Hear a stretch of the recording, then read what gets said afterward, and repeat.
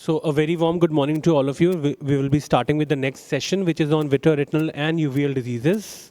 I am the moderator of the session, Dr. Saurav Verma. I have with me Dr. Rahul Mayer as the chairperson and Dr. Neetu Gagneja as the judge.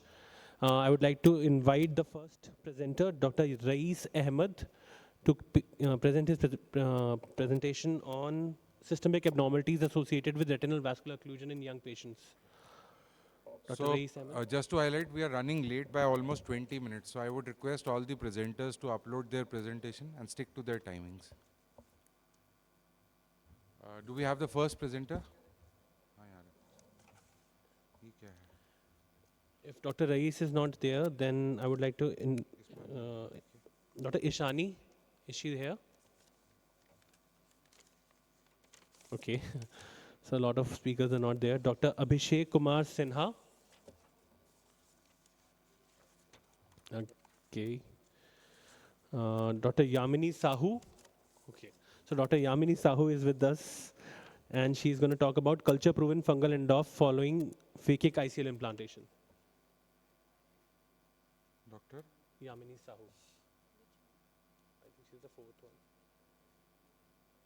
No. The first three speakers are not there. No, I think इसके हिसाब से बुलाना है वो कुछ गलत है. Yamini Sahu, fourth one.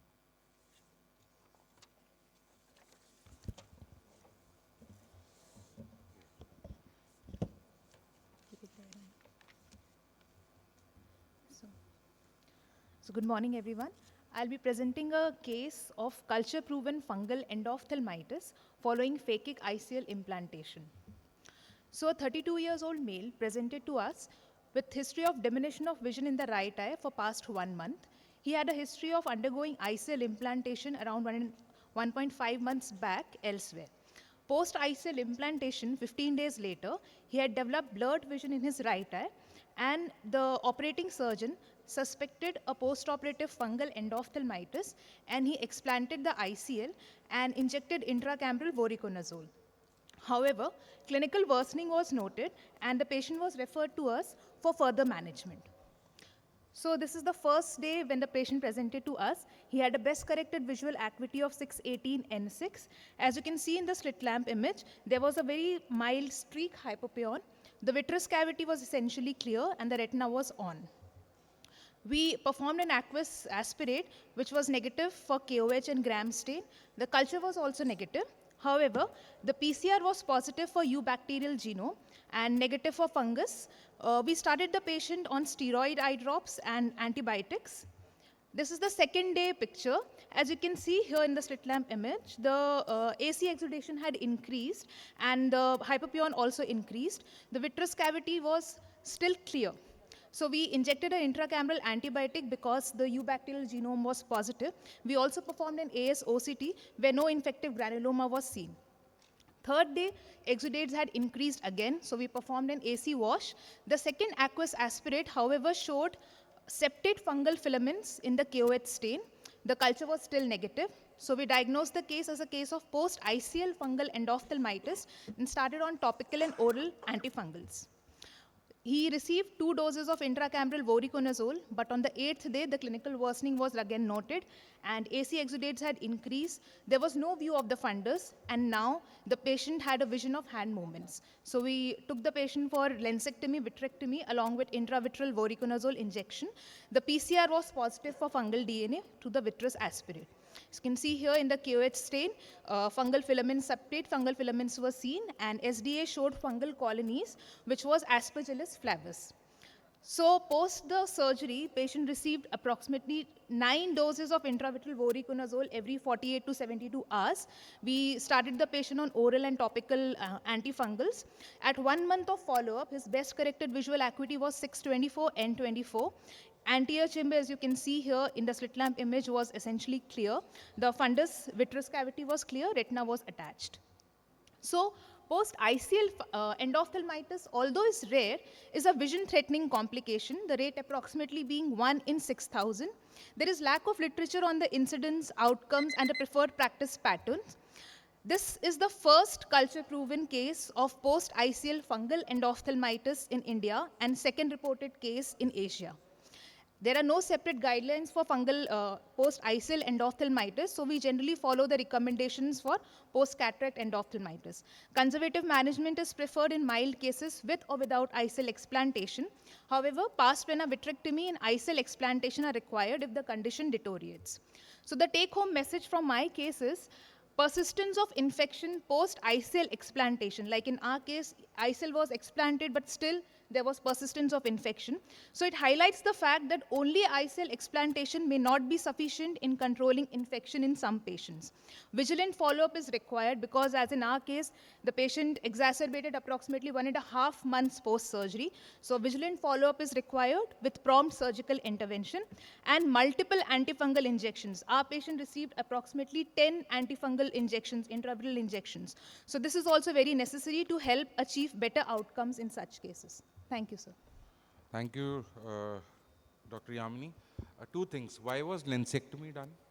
Sir, actually, anterior in the AC, the fibrous strands and all was also very much stuck to the lens capsule.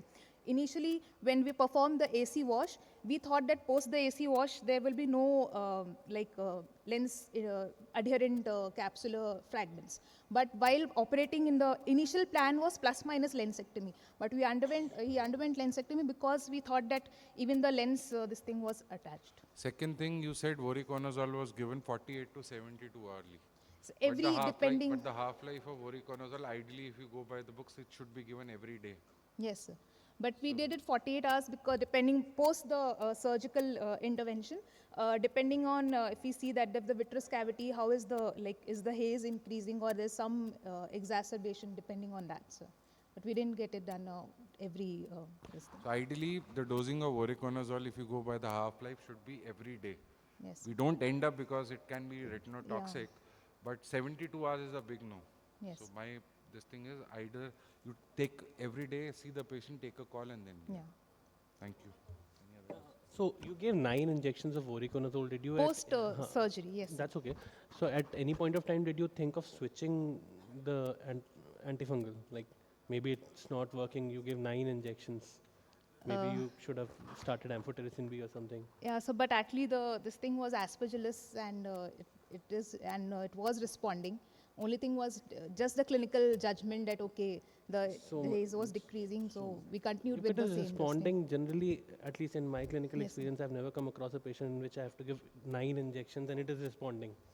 Well, I have to give so many injections. Either it starts responding after 1 or 2, or you change the. But like post the 1 month, this thing, everything was settled and. That's okay. Yes. So maybe a switch could have been considered. Yes. Yes. Okay. Sir. Sure. Thank you, sir. Thank you. We'll call the next presenter, Dr. Naila Aftab. She'll be talking about multimodal imaging of choroidal effusion in a case of nanophthalmos. So first we will mark them up. We'll call them back if they are otherwise we'll mark.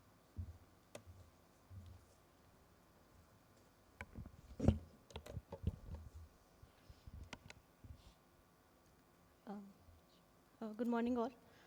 I shall talk about multimodal imaging of choroidal effusion in a case of nanophthalmos. So to introduce with, nanophthalmos is one of the clinical phenotype of simple microphthalmos. That is, there is a shortening of anterior segment and posterior segment along with a cutoff of less than 21 mm of axial length. So there is a stagnation of development of eyeball after the closure of embryonic fissure. Hence, these patients don't have any ocular abnormality and systemic anomalies. They have shorter axial length, shallow AC, and increased lens to eye volume ratio, which is more than 11%, and normally it is 4%. And they have clinical risk of hyperopia. They have high hyperopia, hence they have clinical risk of severe amblyopia, RD, and cataract. So to begin with, we had a male patient in his late 20s who presented with complaints of diminution of vision, which was since early teenagehood, which has increased in the past 6 months. So the vision was finger counting 2 meters and hand movements with inaccurate PR. He had RAPD in left eye, clear lenses, shallow AC in both the eye, and the AR showed a refraction of +16 and +17 diopters. IOP on application tonometry was 14 and 44 mm of Hg. The fundus examination showed in the right eye only blurred temporal margin whereas in the left eye he had near total cupping along with deep tunnel-like cupping with optic disc crowding, macular folds, subtle macular folds, and deep dot and broad hemorrhages. So this imaging shows the patient had a steep cornea with axial length of 16.8 and 16.5, high lens thickness, and ACD was shallow. And IOL power calculation according to Hoffer Q was 47 and 49 diopter. And here we can see that the patient has shallow anterior chamber and congested anterior segment. This is the IR imaging of both the eyes, fundus imaging of both the eyes. In the right eye, both the eyes, we can see there was optic disc crowding, whereas in the left eye, we can see there's deep tunnel-like cupping with subtle macular folds also. And OCT line scan of the fovea was done to calculate subfoveal choroidal thickness, which is around 230 in the right eye. In the left eye, it was around 480 microns. And CMT of the right eye was 408, and the left eye it was 446. In the left eye, we can see there was thickening of the inner retinal layers also. B scan and UBM was done to look for changes in RCS thickening. And here in the left eye, we can see the blue arrow shows the subtle choroidal effusion. And the RCS thickening in the right eye was 1.9, and in the left eye, it was around 2.02. And the right eye showed angle closure in the superior, and the left eye showed occludable angle in both superior and inferior angles. So the patient had uncorrected hyperopia to begin with, which led to severe amblyopia. And later on, he developed angle closure glaucoma, which has gone to chronic stage, leading to glaucomatous optic atrophy in the left eye, which further led to choroidal effusion and led to visual debilitation in the left eye. So he had optic atrophy in left eye and irreversible amblyopia in both the eyes. So why does choroidal effusion occur? Because of abnormal collagen in the sclera, which led to increased scleral thickness, making it inelastic, impairing the vortex vein outflow, leading to choroidal effusion, and which further could lead to RD. So salient points in diagnosis of such condition is that these patients will have steep cornea, shorter axial length, smaller the axial length, higher the complications. They have high lens to eye volume ratio. Normally it is 4%, and nanophthalmos it is around 11 to 32%. Increased SFCT, increased CMT, macular folds, hypoplasia of foveal avascular zone, and increased scleral thickness, which can be seen on ultrasound B scan with RCS technique of more than 1.7 mm. So lack of generalized consensus for diagnosis of such cases is make it little tricky. We should have an early recognition and management pattern for such cases. We should educate these patients about the disease course and tell them about the warning signs. And lifelong management in terms of prescription glasses to give amblyopia therapy is important, along with glaucoma control. Thank you.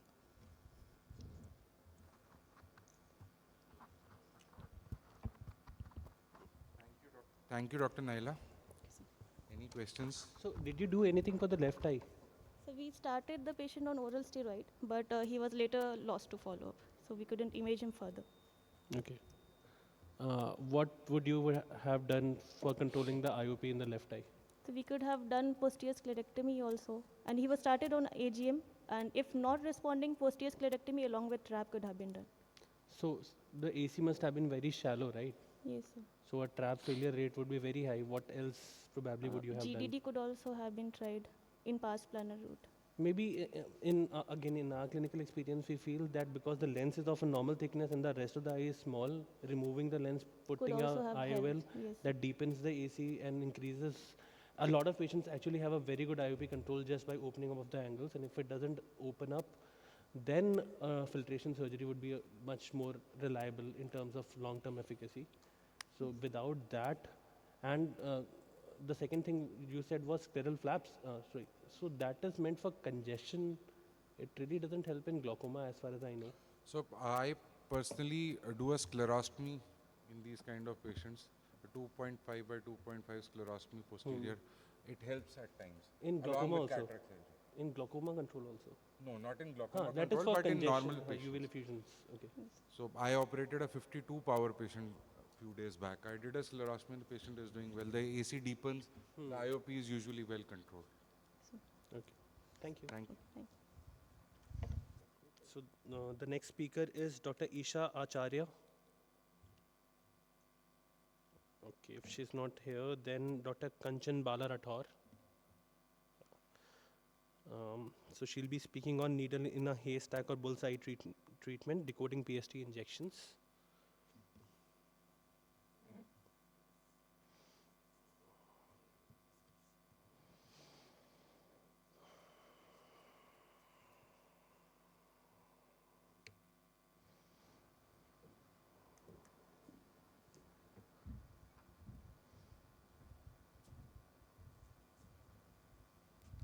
Good morning, everybody. I'm Dr. Kanchan Palarathu. I'm Associate Professor in Symbiosis Medical College, Pune.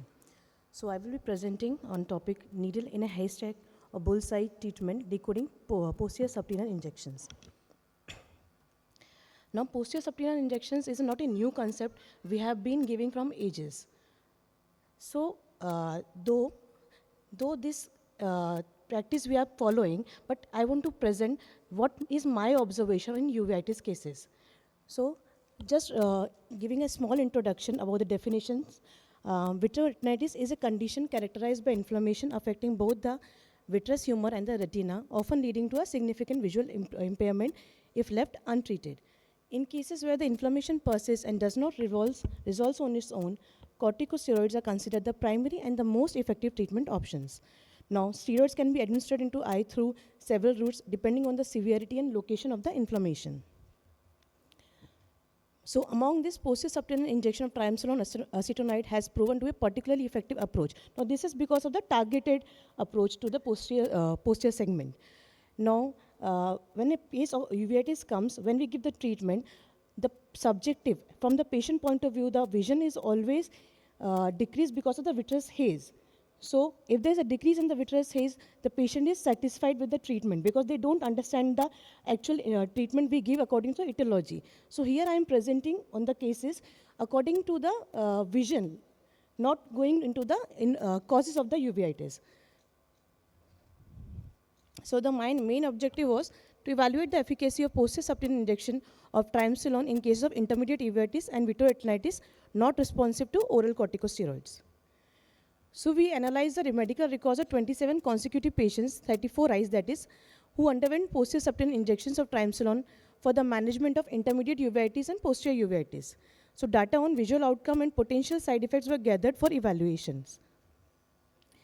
So absence of clinical response to adequate dose of systemic steroid for a period of 2 weeks were included in the study. After PST injections, patients were followed up for the second week, 1 month, 3rd month, and 6th month post-injection. During each follow-up visit, we took visual acuity, dilated fundus examination, and IOP measurement. And data was analyzed using descriptive statistic.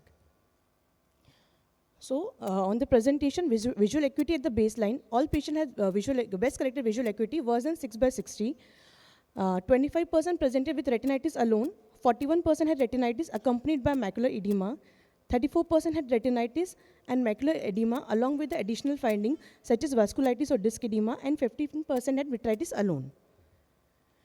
So outcome after 6 months, in the improvement in visual acuity, 75% achieved a visual acuity better than 6/12, 3 patients improved to 6/18, and 7 improved to 6/24. So mean logMAR visual acuity before PST was 1.3 and after PST 0.2. So it was statistically significant. 50% showed complete resolution, 34% had complete resolution but atrophic scarring, and 16% experienced incomplete resolution. So median follow-up months of my patients were 26.5. Snellen visual acuity improved by at least 2 lines in 23 of 32 eyes of patients which were examined after initial injection. Median time to improvement was 3 weeks. Patients with visual improvement had a median age of 27 years compared with 47.5 years for the non-responders. Increase of intraocular pressure, that is more than 21, occurred in 8 patients with onset at the median of 3 weeks after initial injection. The median interval to peak increase from 25 to 44 was 16 weeks after the injection. So discussion. Now, majority of steroids utilized in ophthalmology are glucocorticoids known for their anti-inflammatory and immunosuppressive properties. Now, triamcinolone acetonide is a suspension with low water solubility and its crystals gradually dissolve into vitreous. Now, this process establishes a diffusional gradient from vitreous to macula, ensuring minimal systemic absorption. So, in our study, a single posterior subtenal injection of triamcinolone acetonide demonstrated significant improvement in visual acuity and a marked reduction in macular edema. So, from the conclusion of my study, subtenal injection of triamcinolone had affected the patient of uveitis and had given a better outcome. Thank you. So PST actually, I am not a very firm believer of. Yeah. And what was the criteria for resolution? You said 50% resolution was, 50% patients had complete resolution. So how do you define resolution? So basically on the visual acuity.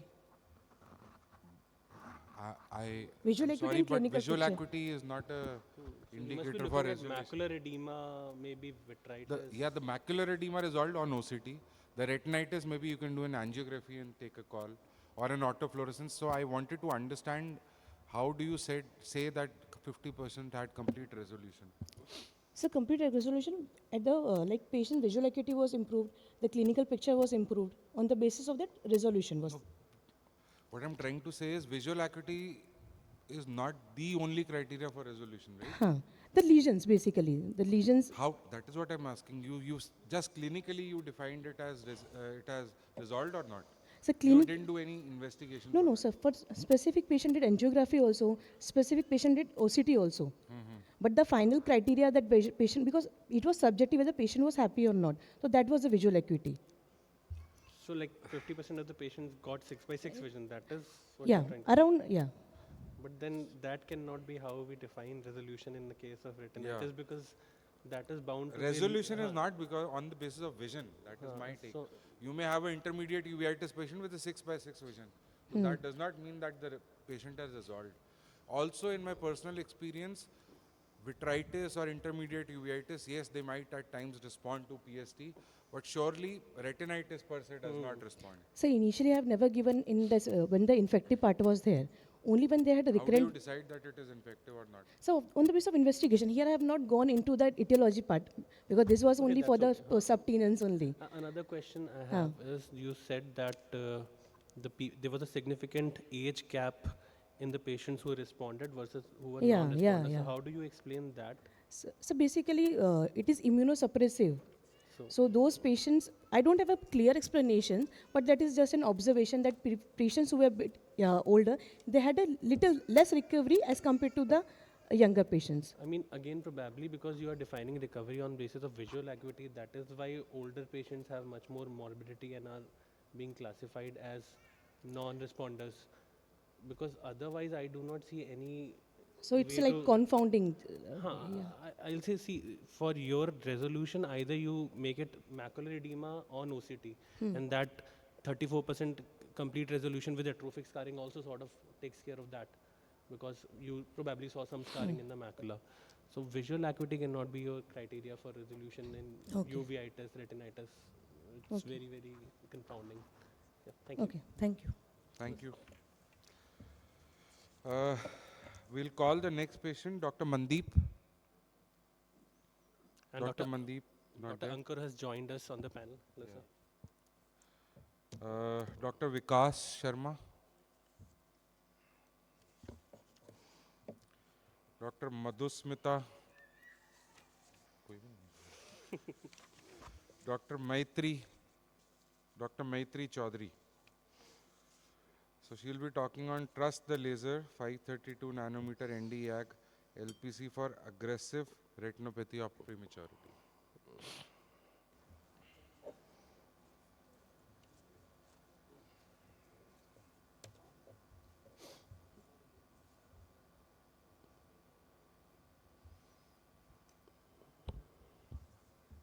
Good morning, everyone. Today, I'll be discussing the role of 532 nanometer Nd:YAG laser photocoagulation for aggressive retinopathy of prematurity.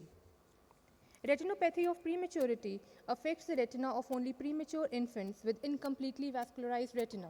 Here, the key pathology is the local retinal ischemia leading to retinal neovascularization. Spectrum of ROP disease ranges from mild cases to advanced cases with bilateral irreversible blindness. Disease progression in ROP usually follows a predictable course that is closely linked to gestational age. AROP was described in ICROP3 as a severe, rapidly progressing form of ROP located in posterior zone 1 or zone 2, characterized by rapid neovascularization and severe plus disease. There is without progression through the typical stages of ROP, and it may be associated with hemorrhages at the junction of vascular and avascular retina and iris rubeosus. This is a case of 1-month-old preterm twin which was diagnosed with aggressive ROP in the right eye. Here you can see in the zone 1, there was dilatation and tortuosity of vessels with a plus disease, And in the posterior zone 2, there is an ill-defined vascular avascular junction with intraretinal hemorrhages, dilated vascular loops, and arteriovenous shunts. You can also see in the peripheral retina, there is an avascular retina with a flat extraretinal neovascularization. So we conducted a study to find the incidence of AROP and to assess the outcome of frequency-doubled Nd:YAG laser photocoagulation in AROP in preterm infants. The study was conducted in the Retina Clinic at RIO Amritsar. The study was a prospective interventional, and it was conducted from August 23 to July 24. We included preterm infants having gestational age of less than equal to 32 weeks and/or birth weight of less than equal to 1500 grams, and those with the congenital ocular anomalies or outside these parameters were excluded. 1,000 eyes of 500 preterm infants were included, and ROP screening was done at 4 weeks postnatally with indirect ophthalmoscopy following appropriate dilatation and topical anesthesia. Disease was classified on the basis of ICROP3. After the screening, the follow-up was scheduled according to the location and the severity of the disease. And as soon as stage 3 ROP or AROP was detected, immediate intervention was needed with the frequency-doubled Nd:YAG laser within 48 hours. So the following observations were made.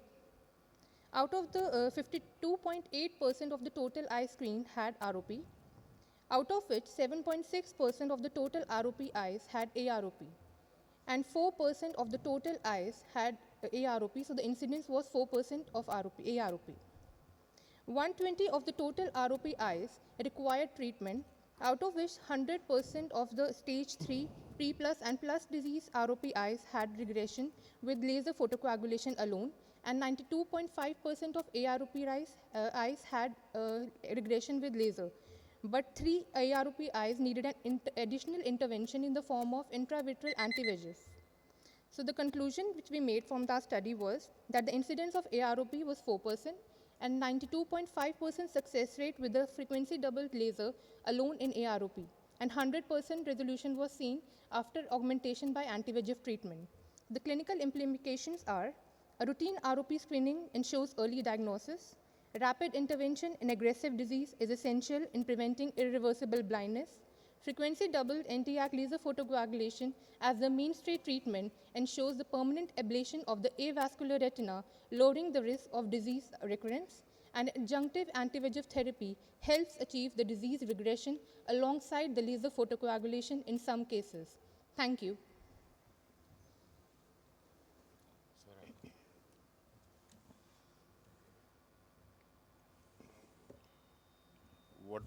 What was the reason why you didn't choose for anti-VEGF followed by laser in AROP?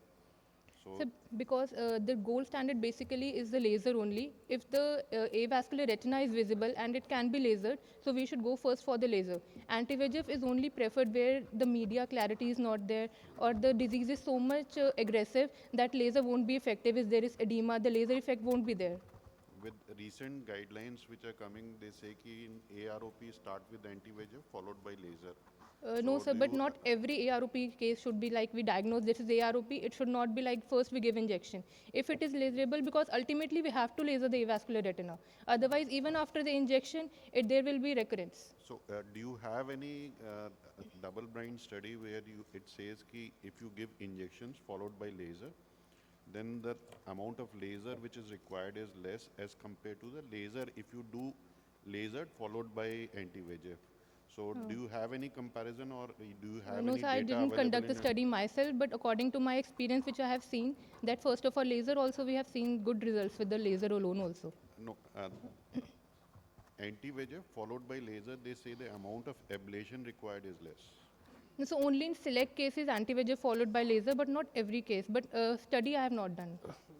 So I would like to say something. So we are taking care of a lot of ROP cases, and if you ask me or any international faculty, they will say anti-VEGF is the standard of care for zone 1, zone 2 AROP. And there are multiple studies. One of those studies is done by Dr. R.V. Azad, who has been one of the pioneers of ROP in India. And they clearly showed that giving an anti-VEGF injection results in better vascularization, and subsequent requirement of laser goes down significantly, like 40-50% reduction in the total amount of laser that is required. In fact, we have not published it, but we are getting some data which tells us that in zone 2 AROP, about 30% of the patients might have complete vascularization without the need of any laser. So, I mean, in the age of anti-VEGF, we cannot say if that it the is gold a- standard of treatment for AROP It will is. depend upon where the disease is localized also, because now ARP is not just in the posterior zone. If it is like more anteriorly, So, then we can. so see, 99% AROP cases would be either in zone 1 or zone 2 posterior, maybe going to zone 2 mid. It is very rare for anybody to have a zone 3 AROP Yeah. or a zone 2 anterior Definitely. AROP. So it is predominantly a posterior pole disease. Yes, there were some cases which were anterior, so that is why now the name has been changed to AROP. But the standard of care in today's time would be an anti-VEGF injection followed by laser. And when you are talking about the fact that when your media clarity is not allowing you to give an anti-VEGF injection, that actually is an indication for anti-VEGF injections, because media clarity is shown to improve once you give after the anti-VEGF anti-VEGF. injections. The IOP goes down, the NVIs regress, the pupil dilates very well. So in today's time, to say that the gold standard treatment for AROP is laser is not probably correct. Yeah. Thank you, Dr. Maitri. Thank you, sir.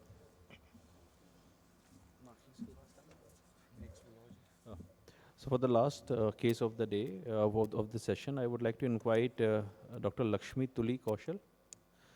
She's going to talk about case series of subretinal cysticercosis, cause and outcome.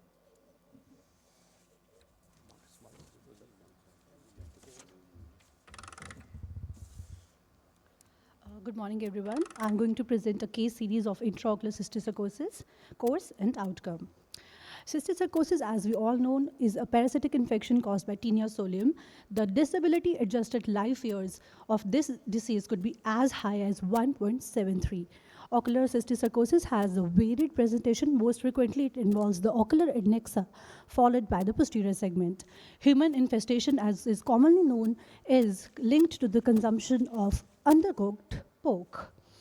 My aim is to report the clinical presentation and surgical intervention for intraocular cysticercosis done at the medical college in North India over a period of 5 years. This is a case series, retrospective case series of 7 cases of subretinal cysticercosis. All patients were males aged between 7 to 65 years. And 4 out of 7 belonged to urban areas, and only 3 belonged to the semi-urban or rural part of the country.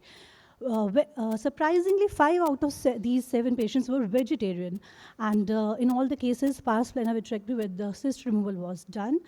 Outcome parameters were defined as anatomical success was defined as attached retina with normal intraocular pressure with or without medication at final follow-up, and functional success was defined if the visual acuity was more than 6/60.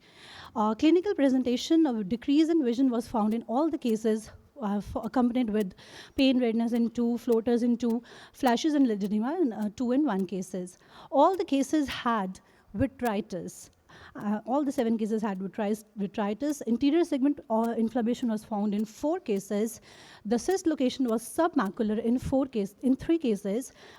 Extramacular in 2, and in 2 cases it was intravitreal.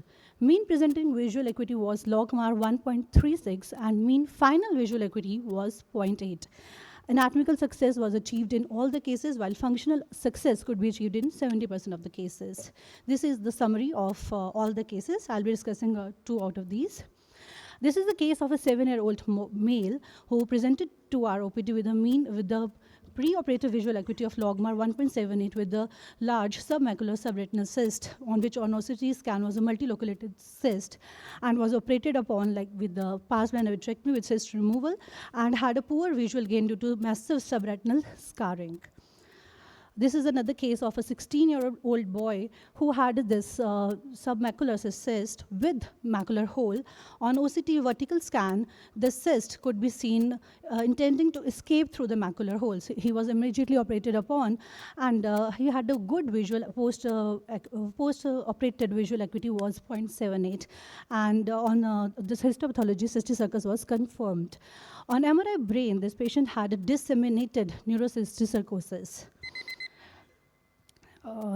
I'll come into the discussion part. The cysticercosis, as is commonly known to be affected in non-vegetarian and rural population, but this can be there in vegetarians and urban populations, as reported in our study.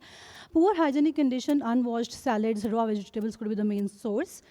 Ours is a referral center, so subretinal cases were more in our study, as intravitreal cases so could have been operated at other centers. So in conclusion, we can say that cysticercosis can affect non-pork eaters in vegetarian population. In endemic country like ours, a high index of suspicion for cysticercosis is required in endemic areas for a prompt diagnosis.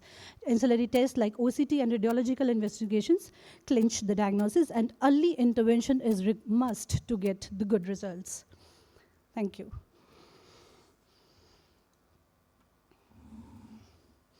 What do you want to convey actually?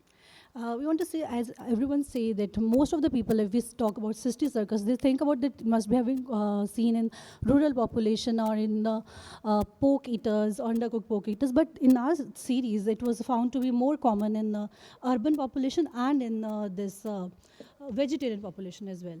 So there should be high index of suspicion in all the cases. They should be taken as equal, vegetarian, non-vegetarians. So what was the aim of your study? That's what I wanted to know.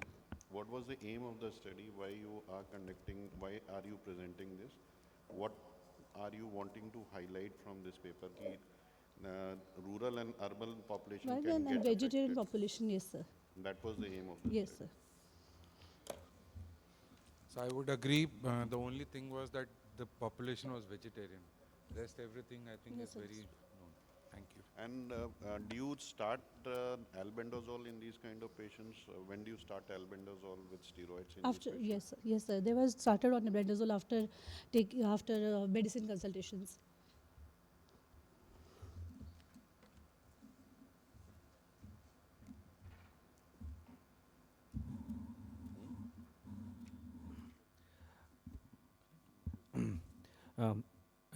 Have we missed any speaker? Or I think we have covered everyone in the session. So thank you all for joining us for this session, and I thank you all our faculty members and senior teachers who are there on the dais to joining us for this first session of the day for APAO.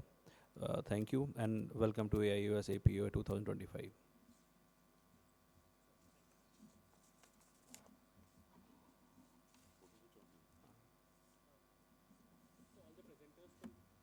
All the presenters can please join us on the stage for a photo.